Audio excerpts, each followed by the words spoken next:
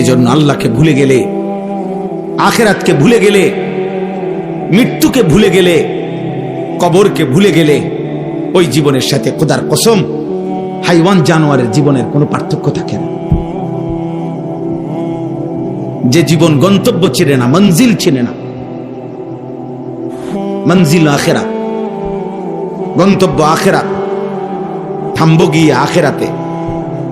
মানুষের মৃত্যু হয় না, মানুষের শেষ হয় না, স্থানান্তর হয়। এই মৃত্যুটাও একটা স্থানান্তর, ইন্তেকাল। ইন্তেকাল মানে স্থানান্তর, মানে এটা এ পাশে ছিল, এই পাশে। মানুষ কখনোই শেষ হয় না। তোমার আমার কোনো শেষ নাই বাবা।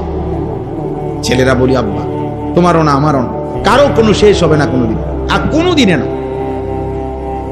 মানুষ জন্মের পরে একটা সময় স্থানান্তর হয়, কবরে যায়, আবার সেখান থেকে স্থানান্তর হয়ে একদিন হাসরের ময়দানে আসবে। সেখান থেকে আল্লাহ তাআলার সামনে গিয়ে দাঁড়াবে, সেখান থেকে মিজানের পাল্লায়